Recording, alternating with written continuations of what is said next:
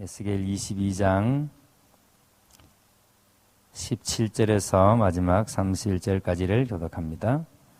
구약성경 1184면 다 찾으셨으면 제가 먼저 17절을 읽겠습니다. 여호와의 말씀이 내게 임하여 이르시되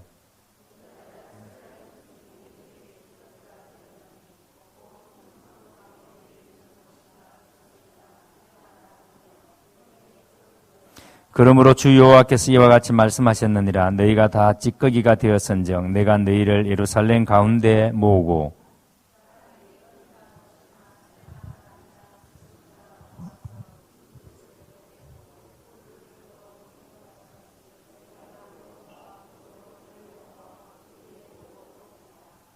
내가 너희를 모으고 내 분노의 불을 너희에게 불면 너희가 그 가운데서 녹되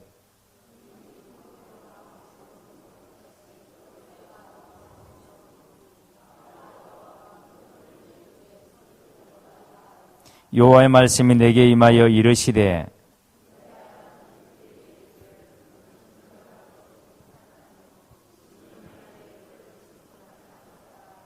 그 가운데서 선지자들의 반역함이 우는 사자가 음식물을 움킴 같았도다. 그들이 사람의 영혼을 삼켰으며 재산과 보물을 탈취하며 과부를 그 가운데 많게 하였으며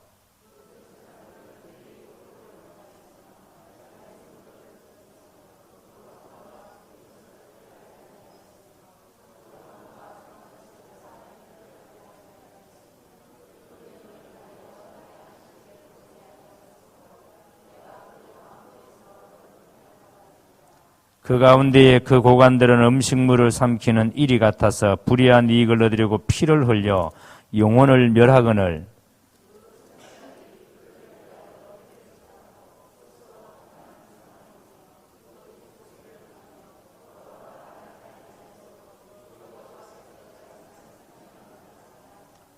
이 땅 백성은 포악하고 강탈을 일삼고 가난하고 궁핍한 자를 압제하고 나그네를 부당하게 학대하였으므로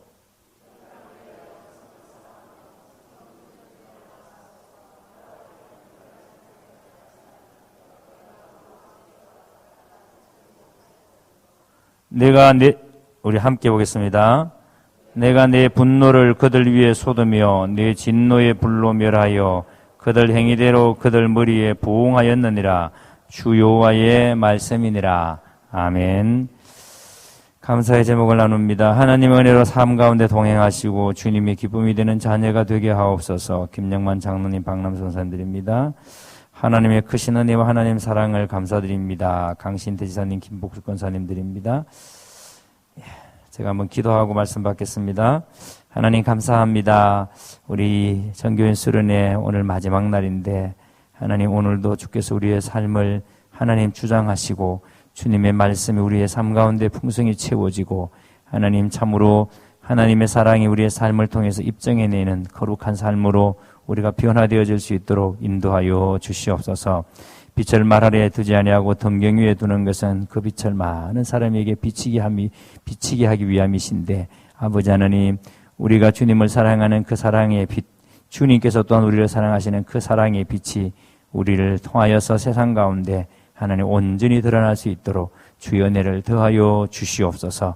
우리의 삶이 세상 사람들에게 궁금증을 유발시키는 삶이 될 수 있도록 하나님 오늘도 우리와 함께하여 주시고 오늘도 우리가 주의 말씀을 쫓아 온전한 믿음으로 살아낼 수 있도록 역사하여 주시옵소서. 이 새벽에도 주님 앞에 감사로 나가는 성도가 있습니다. 그 손길을 주님께서 붙드시고 아버지 하나님 이렇게 감사가 주님 앞에 드려질 때마다 하나님 아버지 그 삶이 하나님의 은혜로 충만하게 채워지고 늘 주님과 동행하며 하나님 어떤 상황 속에서라도 주되심을 하나님 증거하는 드러내는 복된 삶이 될 수 있도록 은혜를 더하여 주시옵소서. 날마다 하나님의 크신 은혜가 그 가정과 그 생업과 하나님 그 일터 위에 늘 넘치게 하여 주시고 하나님 은혜 때문에 날마다 풍성한 삶을 누릴 수 있도록 주께서 복을 더하여 주시옵소서. 오늘도 이 새벽에 주님 앞에 말씀 사모하며 기도하기 위해서 모인 모든 성도들 위해 한없는 은혜를 덧입혀 주시기를 소망하며 예수님 이름으로 기도드리옵나이다. 아멘. 이제 오늘 수련회 금요일 이제 마지막 날인데 오늘 끝까지 여러분 은혜를 사모하고 하나님 은혜가 여러분들에게 충만하기를 주의 이름으로 축복합니다. 에스겔은 이제 예루살렘의 제약을 구체적으로 고발하는 것을 어제 아침에 우리가 살펴봤습니다. 자, 그리고 난 뒤에 오늘 말씀에는 풀무의 비유를 통해서 예루살렘에 대해서 엄중한 심판을 선포합니다. 17절 이하를 다시 22절까지를 한번 눈여겨 이렇게 보시면 18절에 한번 보세요. 그가 이같이 합니다. 18절을 보시기 바랍니다. 인자의 이스라엘 족속이 내게 찌꺼기가 되었나니 곧 풀무불 가운데에 있는 노시나 주석이나 새나 나비며 은혜 찌꺼기로다. 19절에 또 너희가 다 찌꺼기가 되었은저 이렇게 찌꺼기라는 말씀이 나옵니다. 내게 찌꺼기가 되었다. 이 말씀을 여러분 주목해서 보셔야 됩니다. 보통 그 풀무의 재련 과정은 목적이 뭐냐면 그 금속 속에 있는 불순물을 걸러내는 거죠. 용광로에 집어넣어서 그 금속을 녹여서 불순물들을 다 걸러내고 무엇을 만들어내기 위해서 순도 99.99%의 그 순은을 만들어내기 위해서 그런 재련의 과정을 고치는 거예요. 자, 그런데 여기서 지금 찌꺼기가 되었다라는 말은 목적이 이렇게 순금을 만들어내는, 순은을 만들어내는 것이 목표가 아니에요. 거기에 포커스가 있는 게 아니에요. 포커스가 어디에 있는가 하면은 찌꺼기에 있습니다. 자, 그러니까 찌꺼기는 이렇게 재련 과정을 거쳐서 찌꺼기가 남으면 그 찌꺼기는 어떻게 하는 거예요? 버리는 거죠, 당연히. 찌꺼기는 사용하기 위해서 만들어내는 게 아니에요. 찌꺼기는 버리기 위해서 만들어지는 겁니다. 그래서 순금을 생산하는 과정에서 발생하는 이 찌꺼기는 버려야 되는데 지금 에스겔이 이스라엘 향해서 내게 찌꺼기가 되었다. 이스라엘을 가리켜서 내게 찌꺼기가 되었다라는 말은 하나님이 이스라엘을 용광로 속에 집어넣어서 이 재련의 과정을 거쳐서 순금 덩어리를 만들어내려고 했는데 그런데 이 재련의 과정이 뭐냐면 그 고난 가운데 바벨론 포로 가운데로 집어넣어서 그래서 순금으로 만들어서 다시 예루살렘으로 귀환시키는 건데 그런데 그 이스라엘이 그 순금을 만드는 과정에서 안 됐다는 거예요. 자, 그러니까 이스라엘을 찌꺼기 버리듯이 하나님께서 이스라엘을 버리신다는 거예요. 자, 이게 여러분 참 무서운 말씀입니다. 지금 하나님께서 에스겔을 통해서 이스라엘을 내게 찌꺼기가 되었다. 하나님께서 재련하는 과정을 우리식으로 말하면 실패했다는 거예요. 하나님께서 그들을 이 재련 과정을 거쳐서 순금을 만들려고 그랬는데 안 됐다는 그 수고가 헛수고가 됐다는 거예요.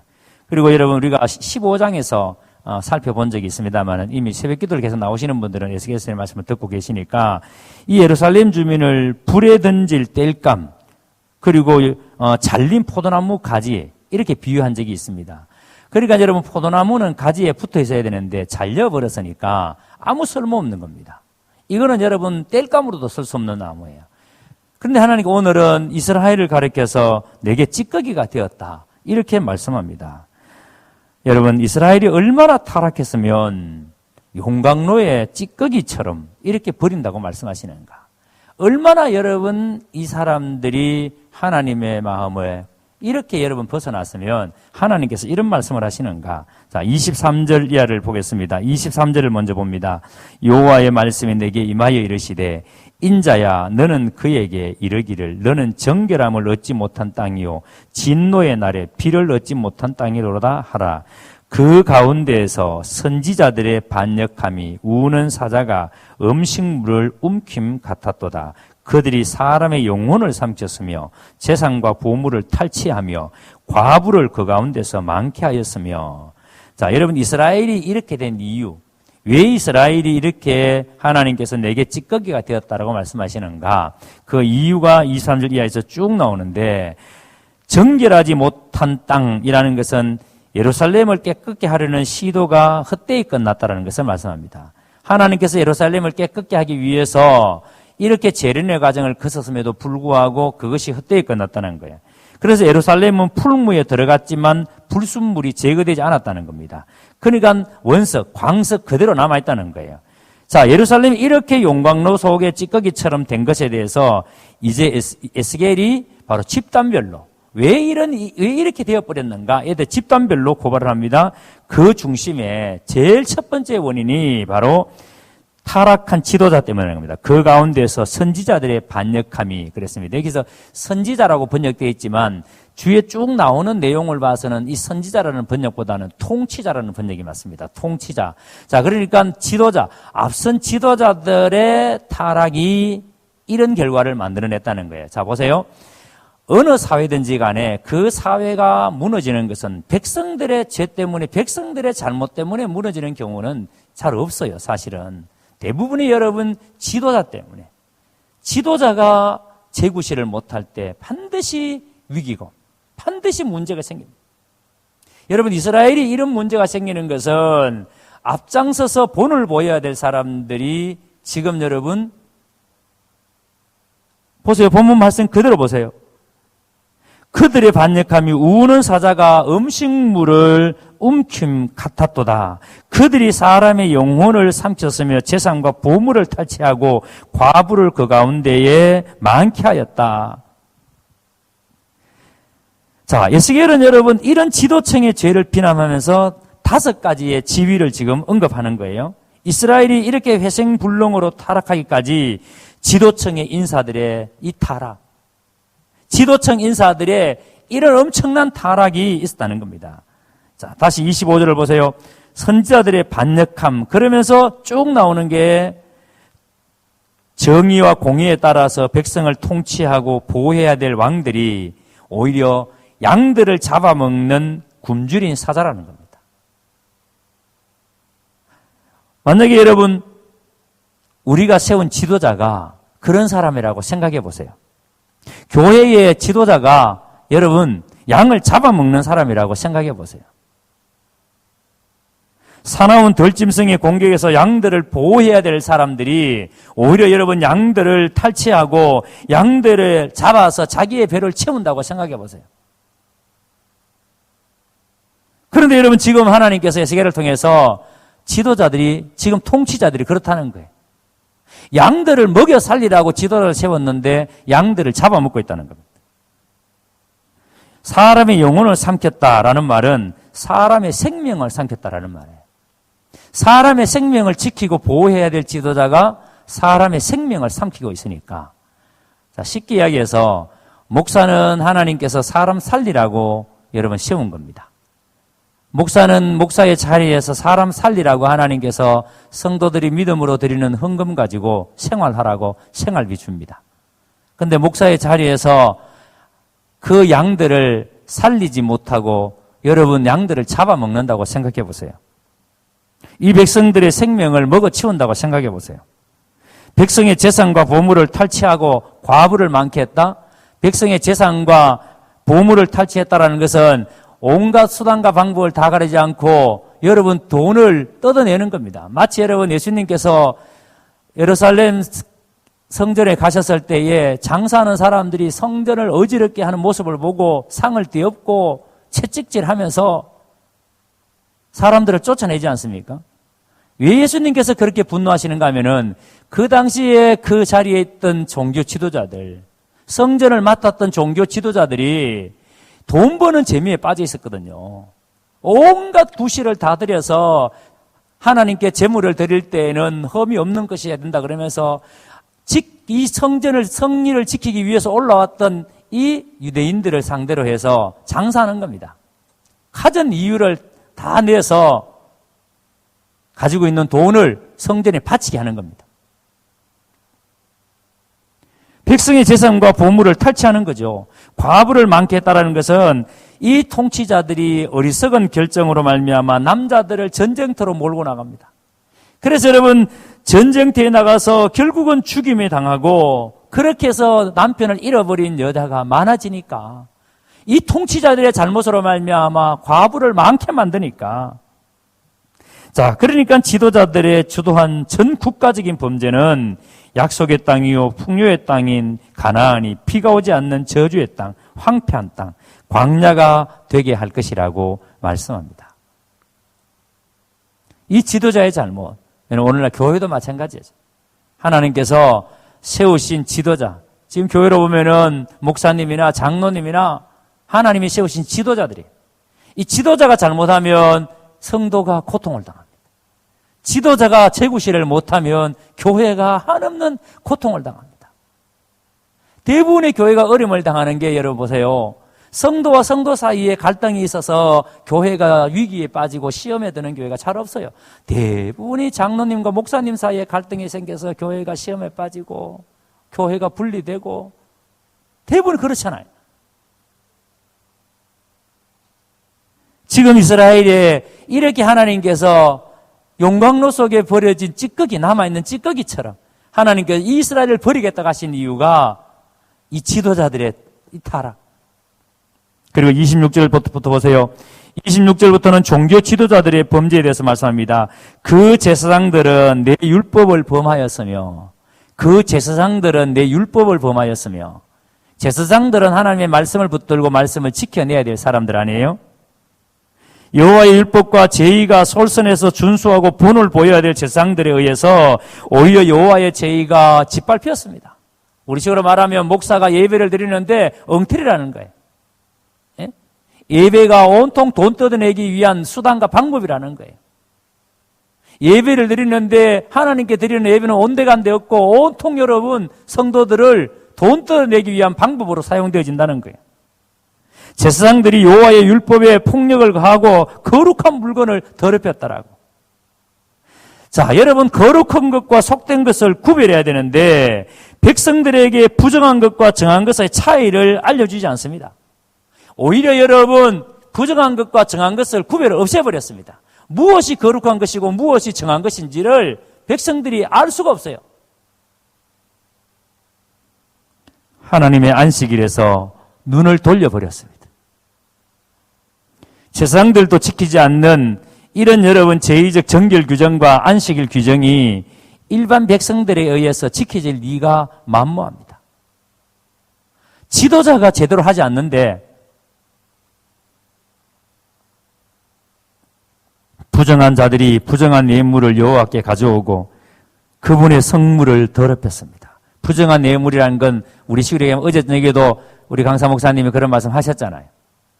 예? 뇌물을 받아서 그 뇌물을 받아서는 그 뇌물을 받아서 감사하다고 11조 한다고. 뇌물을 받아서 11조 하면 하나님께서 기뻐하시겠습니까? 저는 옛날에 청년사회 갈 때 이런 일들을 너무너무 많이 봤습니다. 일본에서 이런 일들이, 일본 가운데서는 우리 그 한인교회가 많잖아요. 동경에 가면 한일교회가 많습니다. 그 중에 한인교회 중에 제법 큰 교회들이 많아요.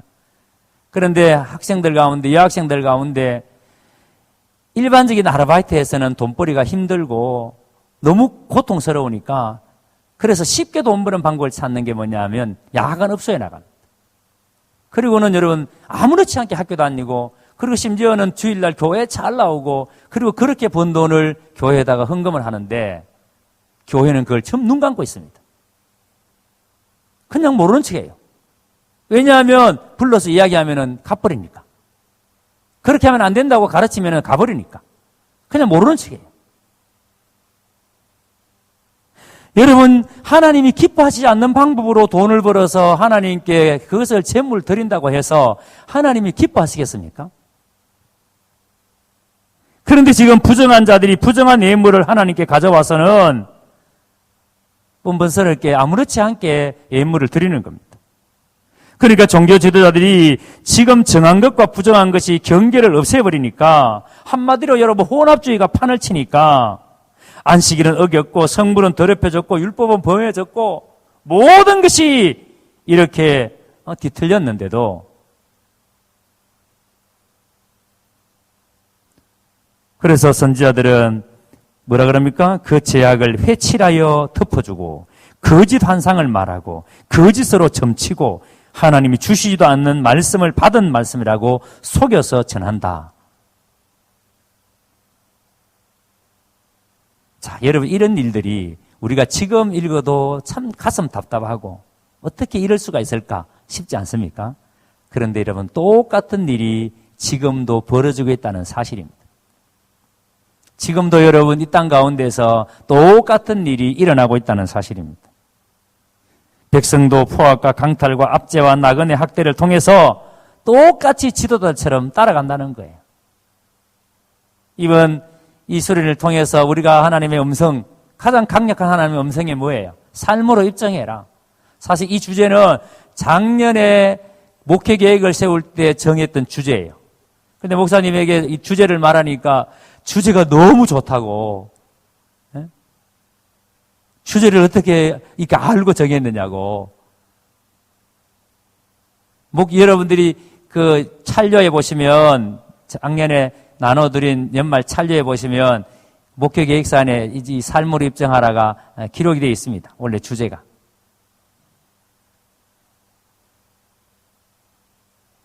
우리가 하나님의 사람임을, 하나님의 나라에 속한 사람임을 우리가 삶으로 입증해내야 되는데, 자, 그런데 보세요. 백성들도 포악과 강탈과 압제와 나그네를 학대한다. 어디에도 하나님의 사람임을 드러내지를 못합니다.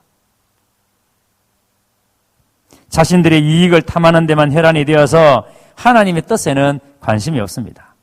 여러분, 이 에스겔 22장, 지금 하나님께서 에스겔을 통해서 그 백성들에게 하시는 이 말씀, 분명히 여러분 하나님의 음성을 들으시기 바랍니다. 오늘 이 22장에서 부정과 폭력으로 성장한 사회는 자멸한다. 반드시 우주의 주인이신 하나님께서 반드시 심판하신다. 이것을 여러분 보셔야 됩니다. 그리고 오늘 우리가 들었던 말씀처럼 어느 사회든 그 사회의 리더들에게는 무거운 책임이 있습니다. 그래서 결국은 하나님께서 그 책임도 누구에게 먼저 물으시겠습니까? 지도자에게 먼저 물으십니다.